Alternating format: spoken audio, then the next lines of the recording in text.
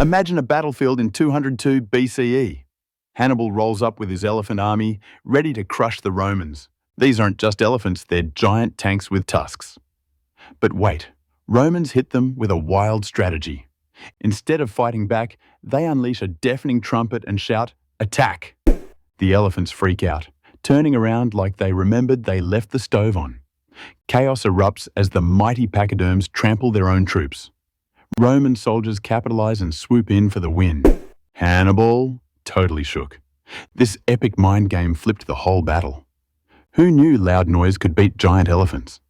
What's the wildest plot twist you've seen in history? Drop your thoughts below.